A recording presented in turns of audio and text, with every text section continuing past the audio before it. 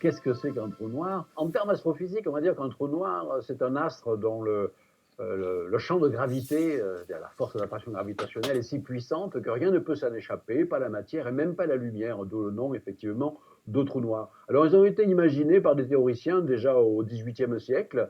Ils avaient imaginé l'existence d'astres gigantesques dans l'univers qui étaient justement tellement massifs que la lumière ne pouvait pas s'en échapper. Et on va dire que le trou noir, c'est une sorte de puits, un puits de gravité tellement profond qu'effectivement, si on franchit le bord du puits, eh bien, on tombe au fond et on ne peut pas en sortir, même si on est effectivement un rayon lumineux.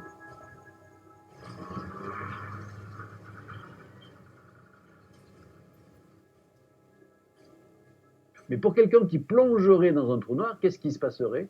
Ben, normalement, enfin, ce sont les équations qui nous le disent évidemment, ben, il serait irrésistiblement attiré au fond du trou noir. Et là, deux possibilités qui sont que des possibilités pour l'instant théoriques. On n'a évidemment pas de moyens observationnels pour rentrer à l'intérieur du trou noir et pour en tirer des informations, bien entendu, puisque rien ne peut sortir justement du trou noir. Il y a deux possibilités. Soit on est écrasé au fond du trou noir, dans ce qu'on appelle une singularité, une sorte de nœud de l'espace-temps où toutes les forces deviennent infinies, donc toute matière est détruite. Soit, spéculation mathématique très intéressante qui a alimenté beaucoup de rêves et de fantasmes, notamment dans la science-fiction, le fond du trou noir n'est pas bouché, mais il ouvre sur une sorte de tunnel d'espace-temps que l'on appelle un trou de verre qui permettrait en fait de passer d'une région de l'espace-temps à une autre en voyageant à travers les trous noirs et les trous de verre, qui ferait office de sorte de raccourci spatio-temporel. Cette idée de Stargate, porte des étoiles, que l'on a vu dans tant de films, de séries et de science-fiction et de romans de science-fiction, sont effectivement une sorte de transposition, un peu une extrapolation, si vous voulez, de certaines solutions mathématiques de la relativité générale qui permettent effectivement d'envisager ce genre de passage bizarre de raccourci d'espace-temps qui effectivement permettrait de voyager non seulement très très loin dans l'espace, en s'affranchissant finalement de la limite imposée par la vitesse de la lumière, mais également de voyager dans le temps.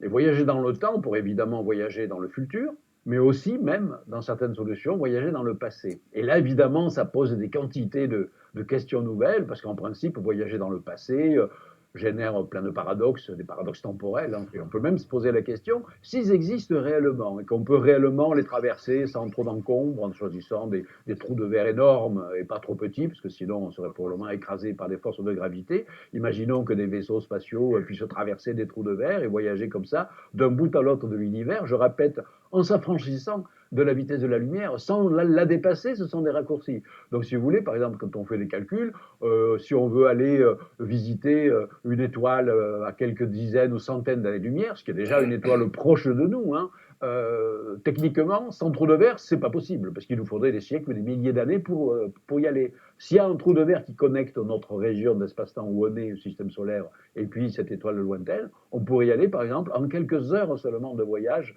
sans avoir dépassé la vitesse de la lumière, parce qu'on a emprunté un raccourci.